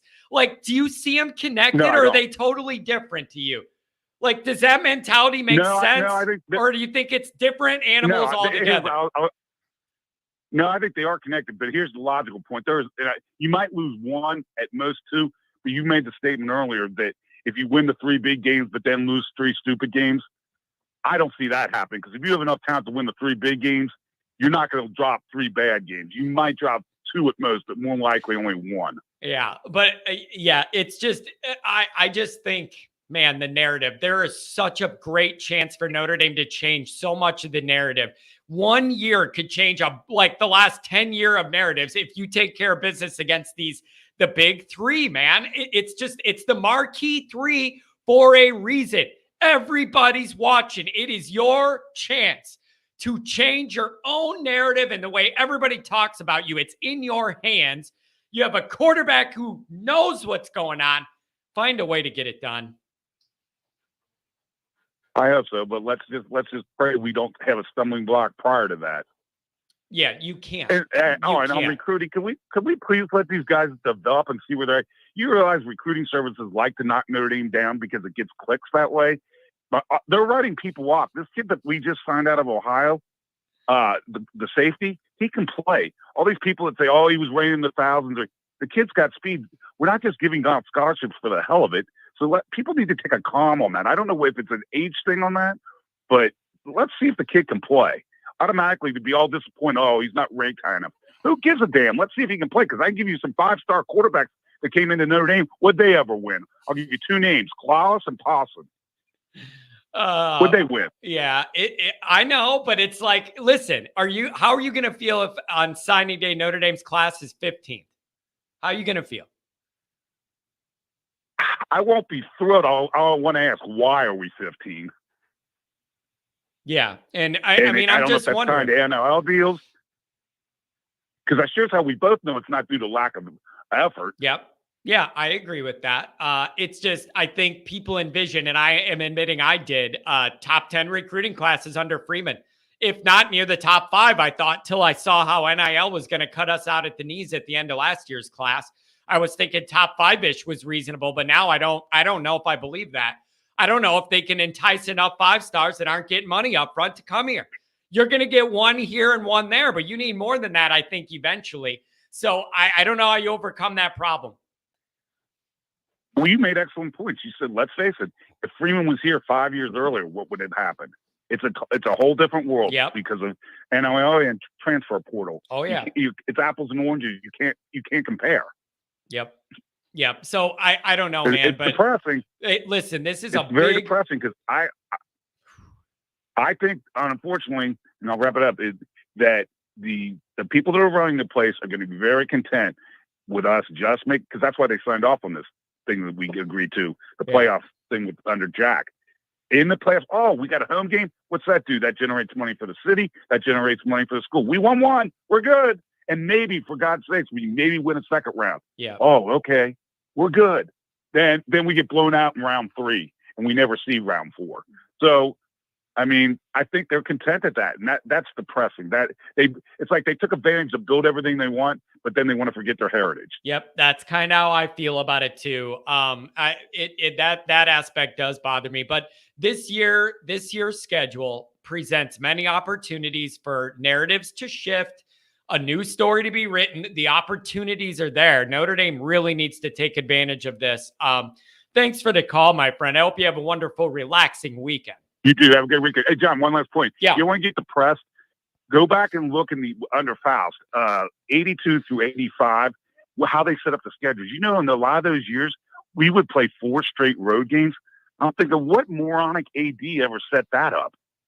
Yeah. If you look back in like the 82, 83, and 84 years, I'm thinking, what were they thinking? And the other thing is, a bunch of those years in my early childhood, I think we were playing the Big Ten a lot, and they wanted to do it all early in the year before they get into the conference schedule. We would start out with like Michigan, Purdue, Penn State, like a bunch of years. Michigan State. And it would be like 3 or 4, like back then, marquee Big Ten teams in a row. Like that was a while. Looking at some of those schedules, it'd be like Michigan, Purdue, Michigan State, like all in a row. At Penn State, it was wild. Thanks a lot for the call, my friend. Have a good weekend. All right, take care. Yeah. Have a good weekend, man. See ya. Adam Dowling with the $5 hour. Pat, I got you next. 260. $5 hour. Even if we beat Ohio State nationally, we will get 0 credit. They will say, oh, Ohio State is still better than ND, just like Michigan in 18. Adam, you're right. They're going to say that narrative. Thanks for the donation, by the way. That is what some social media, especially, they're going to say that stuff. But what I like about it is you win the game, you win the game. Like even the people trolling us at that point, no, I'm trolling them, but they did win the game. Like, you know what I mean? And so I'll deal with that gladly. If we beat them, they could troll me and say we're not as good as whatever. As long as we win the game, I don't care what they say. You can go ahead and say it, but you're not taking that win off the scoreboard. But you're right. Yeah, that's how it goes with Notre Dame. It's like, if they do win a big one, well, then that team was overrated anyways. Like you're the only way to navigate this is to win all your damn games. And it doesn't matter what anybody says at that point. If you keep doing that, they can't do nothing to you. They can't do nothing to you. And they start looking silly running their mouths when you win a bunch of games and they keep against good teams and they keep saying you're nothing. It's a good way to do it. $2 holler. I know this is a big point of contention for Adam here. Let the young linebackers play. That's listen, it doesn't have to be all the time. They all don't need to start. They all don't need to be out there in every package. It doesn't have to be like that. But I just want to see, give me some mixed packages here with some of this youth and see if you can find some different blends of guys that can all do stuff. Like last year wasn't good enough from the linebackers. I'm sorry, it just wasn't. It just wasn't from an athletic standpoint for what I want and getting home on blitzes and knowing your role and being where you're supposed to be and wrapping up and shedding blocks and covering open space. And in the middle, I am not an X's and O's expert for the 1,000th time on this show. That is not a strong area of mine. But when I looked at that group, it bothered me all year. They bothered me all year. Timing, like something was just off with everything that group tried to do. The blitz, what? Delayed blitz? Yeah, by delay, you mean the pass is already past you and behind you by the time you even get near the line of scrimmage. Yeah, it's a delayed blitz, all right, because the ball's already behind you. Delayed blitz. Give me a break. Oh, boy. Getting worked up today on a Freaky Friday. Getting worked up. Yeah, they're debating Cam Hart and how good he is. And Jeremy, what do we got from Jeremy here? 260, you're coming up. That's why I keep saying Freeman needs to get back in control of the defense. Thinking he just lets Al run the show while he's learning to be a head coach. Right. Jeremy, that is a part of the mix I'm speaking about when I say I wonder how much Freeman's learned about time allocation, resource allocation. I'm really starting to fine-tune my opinion. I used to just say, I'll never question Freeman's work ethic with the recruiting. I know the miles that are on the jet, that whole speech. Of him liking and getting out and doing that when Kelly hated it, right? A big difference in mentality there and that effort level. But here's what I'm starting to wonder. Maybe that effort needs to stay the same amount of effort, but be directed in some different areas. Everybody has questions of what's going on with safety recruiting right now. Everything I see and hear, that's a big thing. What's going on back there? We don't quite understand what we're doing. Maybe he needs to get over that. Like maybe that needs to be more of something he's involved in. Or maybe he is and it still isn't working out. I don't know.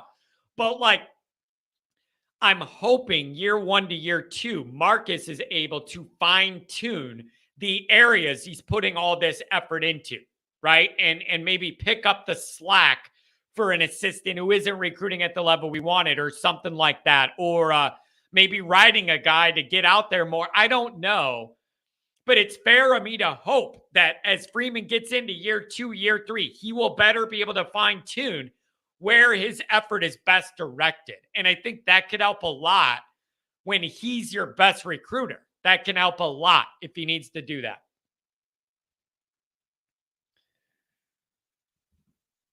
What does Eric have? What about Marist? He is way worse and they wouldn't take him out. I'm still pissed about it. He just never got home. He seemed like he was running around with his mane on fire and just never landed. I just couldn't. It just made me want to punch myself in the face every week, being like, don't even bother blitzing or doing anything. Just stay in the middle and try and block a ball down because you're not going to get home anyways. It was just terrible. There was no getting home. The blitzes didn't land. They weren't well timed. They weren't well executed. We got burned every time. I didn't like when they were called, a lot of them, the design of them, and who you're deploying on them. That's a strike 3, you're out. Think about it. The timing of some of those blitz calls last year killed us. and then the structure of it, and then who you're having doing it. I didn't like any of it. I didn't like any of it. And I'm not an X's and O's expert, but I know when I see good or bad plays. You don't have to be an X's and O's expert to know, well, that did not work, and it burned us magnificently. Oh, dial it up again next week with the same result. Okay, good idea. Great coaching. No.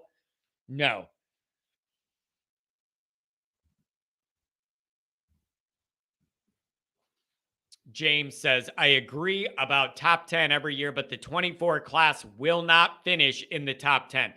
The class is almost complete. Too many elite teams will pass them up close to signing day. Here's my question. I already mentioned how you lost. It's like 60-something% of that 21 class is no longer at Notre Dame. This class can't be almost over. You need 24, 25 guys. And it can't just be bodies. You need players. There's ground to make up here on that scholarship count and that roster, making up for that chunk of guys that you accounted for that are no longer here. This class cannot be almost complete. It can't be. You need to get up to 23, 24, 25 guys, and not just carcasses, real ass players. I'm telling you, this Freeman thing it isn't going to be what any of us thought. Somebody calling me. It isn't going to be what any of us thought. If he's 15, no, can't have it. I don't care the excuses, any excuse in the world. I can't do it. No way. 15. Again, that's Kelly land. I just can't do it. I can't do it.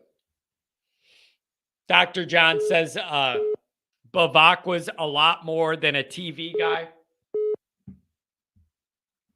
A lot more than a TV guy. Yeah, he certainly is. But I'm not trying to nail Bavakwa as only being a TV guy, and that's his only feature. But it is the number one thing that jumped out to me because of the dynamic Notre Dame's in right now. That's it. That's the number one thing that jumped out. Is the biggest thing going on with Notre Dame now is making sure that TV deal gives you enough money you're able to compete with the Big Ten and the SEC. So when I see that this is the guy they're going with and that's his history, I'm sorry. It's the first thing I think of. It isn't the only, but it's the first. Is that making sure that deal's right is a priority. But seems like a great fit. Notre Dame guy, walk-on punter, been around football, all of that. So seems like a good fit. I want some modern ideas. That's all. I want some modern ideas. And I don't think that's asking for too much. Yeah. Joe says, being a Notre Dame fan is never boring. Yeah, it's never boring. The problem is a lot of the things that make it not boring are often not good. Like, that's the other thing. Like it's never boring, but I'd rather it not be boring for all these exciting, awesome, great reasons. A lot of times it's just drama on this, drama on that. Ludwig and Reese, and is Hartman going to stay or go after Tommy leave? Like, there's just always something. And a lot of it usually isn't good. It stresses me out. So I don't know. I don't know. That's wild. 260. What do you know? Happy Friday. Hey, happy Friday, John. It's been a little bit. How we doing, man? I'm doing well. I just think we're at the point of the summer where every fan base is wound tight and a lot of questions and no answers. And we're not quite seeing the light at the end of the tunnel to the season yet. And we're all in our minds. And that's where I'm at day to day. Where's your mind at? Same way. Well, my mind is, look, man, it's summer. You know, it's one of those things where we just got back from vacation. I was actually up in Dr. John land up in Montana, Yellowstone. It's beautiful if you've never been. But, you know, it's work, life keeps me busy. So, you know, I mean, I get it. I understand where a lot of fans are at where, They're the players staying in the tunnel. You just got to get hit, and once you get hit, then you get in the game. You get in the flow of the game. The butterflies are gone. So we'll see how Notre Dame looks come in August. And the biggest thing right now is we got to make sure that they enter camp healthy and exit camp healthy. That's my biggest concern at this current point. Yep, that makes a lot of sense. Yeah, there are just certain guys that cannot get hurt this year. Like, I'm sorry, there's just certain guys that can't. And you used up all your bad injury luck last year, hopefully. So I don't know. Are we over dramatizing the importance of that Ohio State game? What do you think about that? Are we overdoing it, or is it really as big as everybody's making it seem, including me? It's a big game. Let me just preface my statement by saying that it's a big game. It's an important game. They're a good team. This is another one of those, a tier one type of schools that you got to beat, especially if you are going to be a national championship team. This is a tier one school currently, so you got to beat them. Having said that, it depends on how the season plays out. I'm kind of the mind that Notre Dame is I have them going 10-2 this year.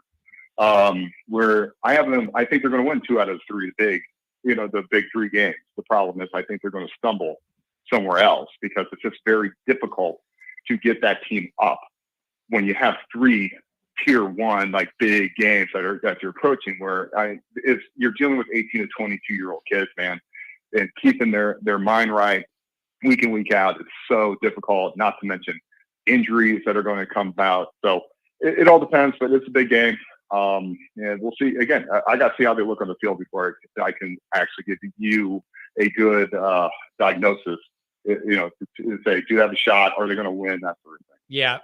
And it's just, I don't know, man. There's a convergence of all this big picture stuff now that leads into this year.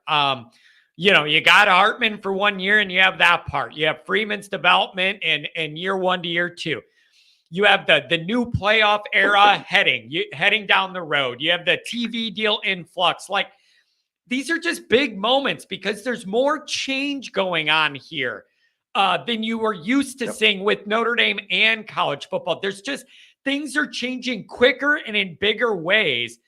And sometimes I just have this feeling like, is Notre Dame able to keep up with that crowd and that rush?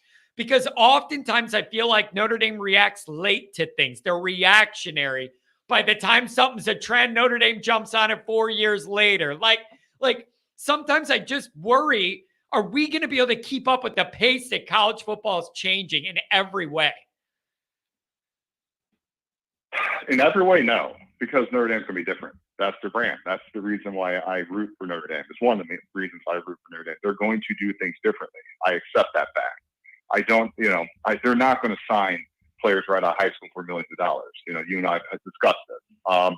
They're not going to be heavily involved with transfers that are non-graduate transfers. I'm not saying they won't get one here, one off there. I'm just saying overall, they're not going to bring in 20 transfers like that. That's never going to be a thing in Notre Dame. Yep. Okay. Which is fine. Again, I don't want them to be that. Okay. Now, that's why it's like with recruiting, their modus operandi is going to be, let's get 25 plus, recruits coming in here, because that's if you're not going to do the transfer, you have to just get volume when it comes to recruiting. That's why if you are going to consistently, recruit 25 plus, you will have flexibility. You almost must have flexibility to take some flyers out on this project guy here, this project guy there, because if you get 3 or 4 of those, assuming the rest of your class is worth a damn, but you get 3 or 4 of them, you're probably going to hit on one. And that's that. I'm assuming that's their mindset. Yeah. No, that makes sense. It's just, I don't know, man. It just feels like, it just doesn't feel like college football is what it used to be, because it's not. Everything's changing in all these ways, and I just need us to keep up with it. And the easiest thing you can do for all of this is win some of your biggest games, man. It just changes the needle so much. It just changes the narrative so much, changes the needle, helps with recruiting. Like the best thing you can do is win your big games. And Notre Dame has 3 opportunities to do that this year. with a 6th-year quarterback that's seen it all, done it all, been around the block. You got to make some hay this year, man. You just have to have it. Agreed. And that's why I wanted to call in during the show, because the show is, changing the narrative. And that's the big thing with me, okay, is the narrative. All right. For me, I know that, you've been asking questions, will Notre Dame win the national championship? You give this to me. lifetime? I want you to give this to me. What changes the narrative? That's what the title. You tell me, what does that for you? What is Notre Dame's roadmap? Give it to me. Okay. Here's the narrative what frustrates me with Notre Dame is, it's been a while, but, where I stated, I called out, said basically if, a 9-3 season, regular season for Notre Dame, okay, Marcus Freeman's seat, chair, whatever, needs to get a little bit warm, okay? Even if they win the bowl game and go 10-3, because that 10-3 season to me is no different than a 9-4 season with a bowl win. Why? Because you're not putting anything in the damn trophy case. Okay, winning is the greatest penicillin in any sport. Yep. It cures almost all ills. Yep. So if you want to change the narrative, get the effing monkey off of your back. Get rid of the meme that says Kansas and now Tulane have won a bowl game. game in the last 30 years. Yep. That's right. Yep. Get rid of that damn meme. Then we could start talking about playoff wins. Then we could start talking about national championship. But then that's where we get back into the chicken or the egg thing, though, because the only way to change that narrative is to win your biggest game. What's the easiest way to win your biggest games? True. Have the better players. And we're trying to get the better True. players. It's all a chicken and the egg then. So how do you – that's why I think Hartman's a big difference maker, because you're kind of getting a guy that wasn't a part of your group that could maybe give you that little extra edge you wouldn't have had if we just ran with what we had, a little more experience, a bigger arm, like whatever. That's why I think you got to take advantage of that now, where you got that extra little bullet on you. Use that guy. That's what he's here for, is to win these games. One thing that one thing that is very encouraging for me when I look at Marcus Freeman is, you've said it many times, I agree, he gets it. And what I mean by that is he's addressing the areas of Notre Dame, just in college football and football in general, that you have to address in order to win consistently in the big games. And that is quarterback, that is wide receiver, that is cornerback.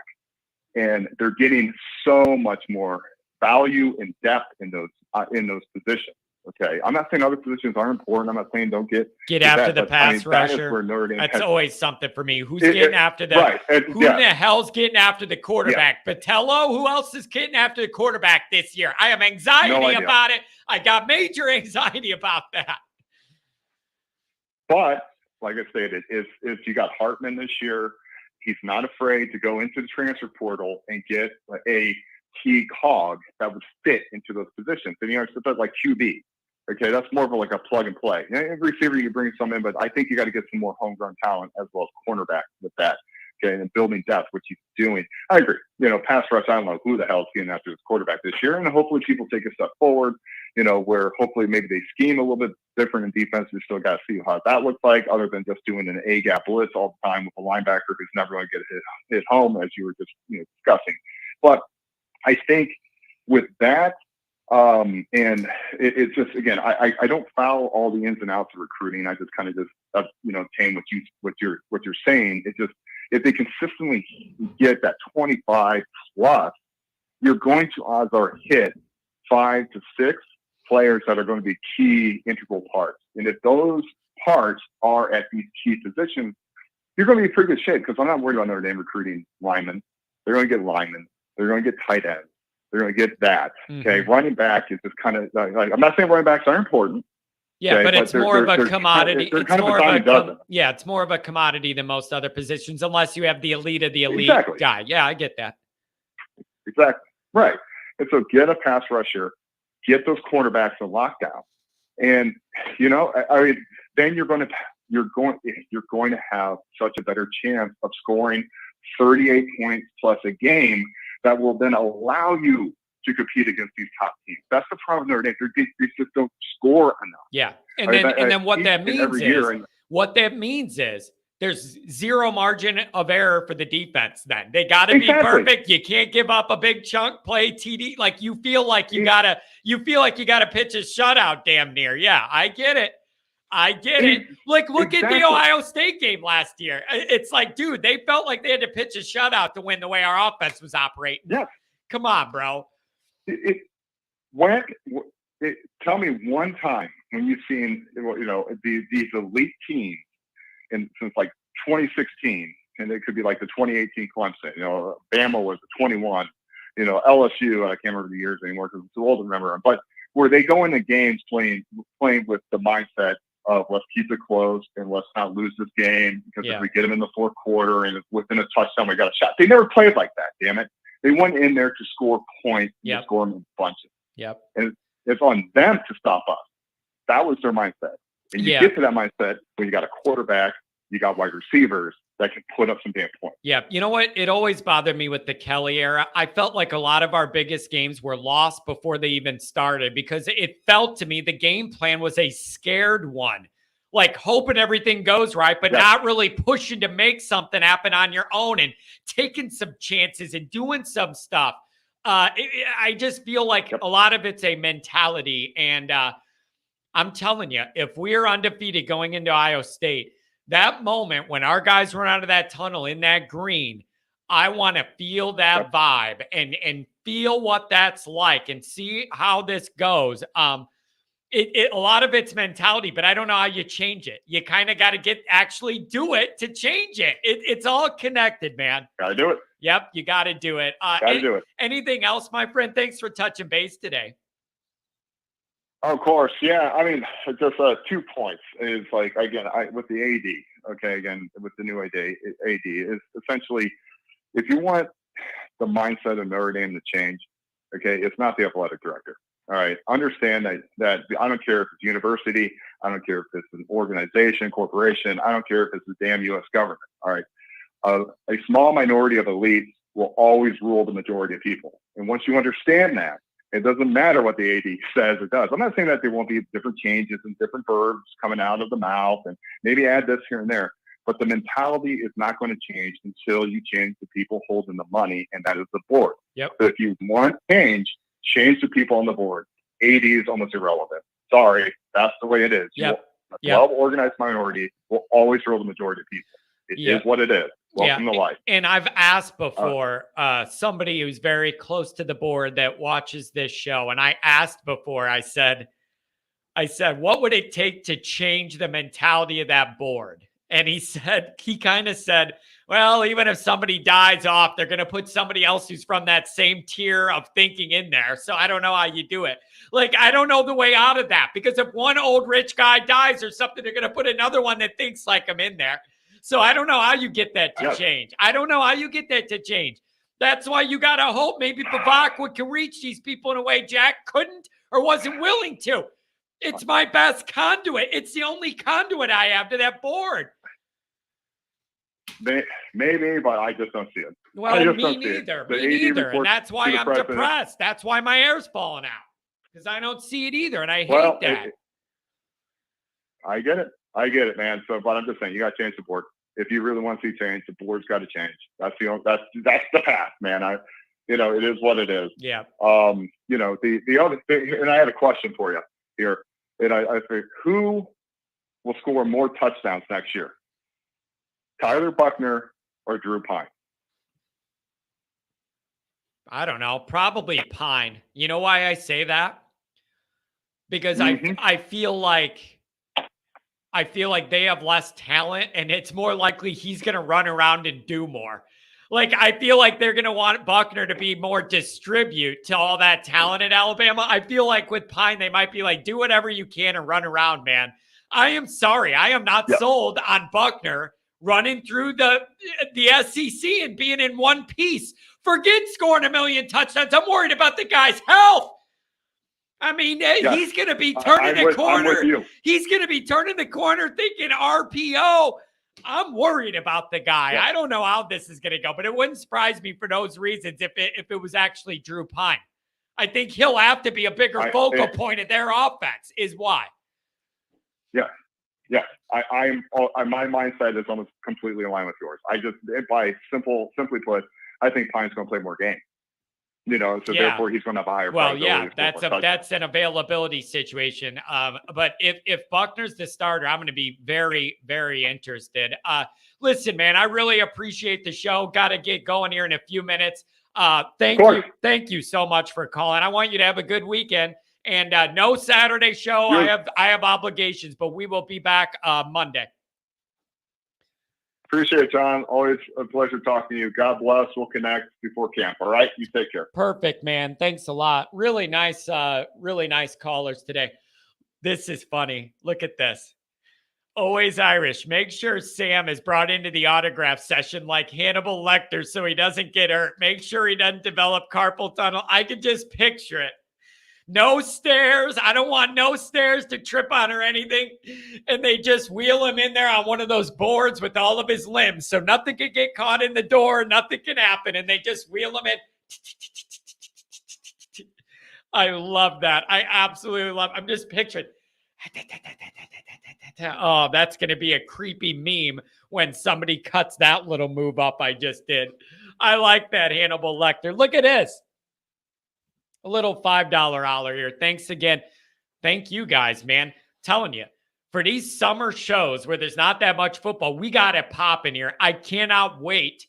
I want to see what these numbers turn into right after a game. Like, I'm looking at just over 100 people here in the middle of summer with nothing going on. What's it going to be like right after Ohio State ends? How many people can we get here?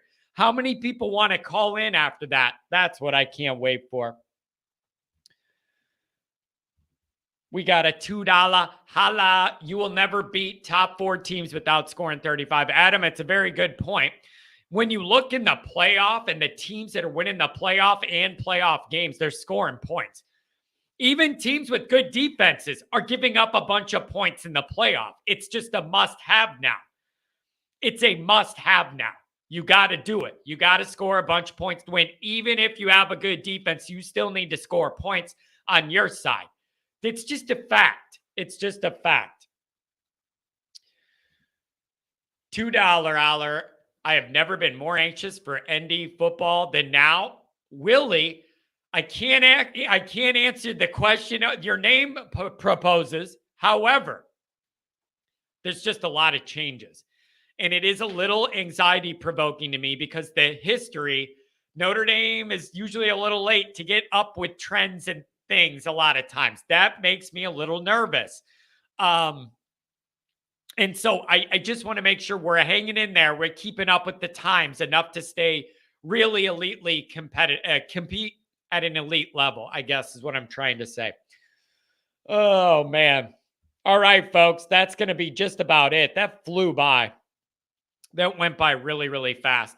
So here's the deal. We're not going to go live tomorrow night. Johnny has I got some plans here. So I have something I got to do.